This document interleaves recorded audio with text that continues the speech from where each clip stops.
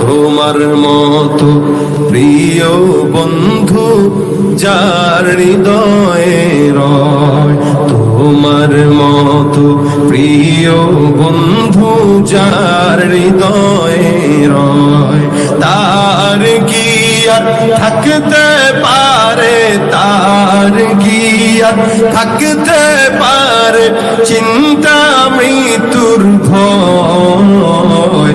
তোমার মতো প্রিয় বন্ধু যার হৃদয়ে রয়, শিশুকালে মায়ের দুধে বাঁচাও খোদা প্রাণ, মায়ের স্নেহে বেড়ে উঠি তোমার অবদান।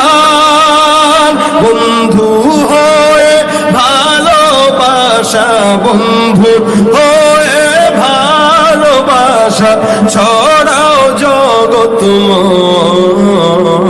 তোমার মতো প্রিয় বন্ধু যার হৃদয়ে রয়, তার কি আর থাকতে পারে, তার কি আর থাকতে পারে চিন্তা মৃত্যুর ভয়।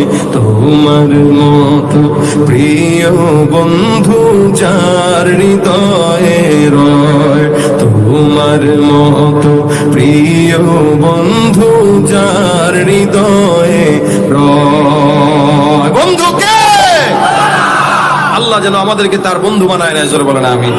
এজন্য বন্ধু হইতে আমল কয়টা? কথা কয় না, কয়টা? ইস্তেগফার কি? 1 নম্বর আমল কি? ইস্তেগফার। 2 নম্বর আমল কি? গুনাহ থেকে বাঁচা। বলেন 1 নম্বর আমল কি? 2 নম্বর আমল কি?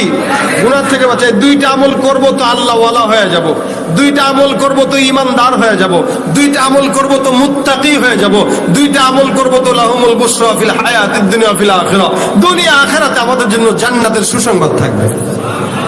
আল্লাহ পাক আমাদেরকে যেন কবুল করে, বলেন আমিন। এখন থেকে, আজকে থেকে নিয়ত করবেন, আমার চিন্তা হলো আপনারা 10 জন যদি ইস্তেগফারের আমল করেন, আজকের এই মাহফিল 2 দিন ব্যাপী এই যুবক ভাইরা কত মুজাহাদা করে কষ্ট করে আয়োজন করেছে, এদের আয়োজন সার্থক।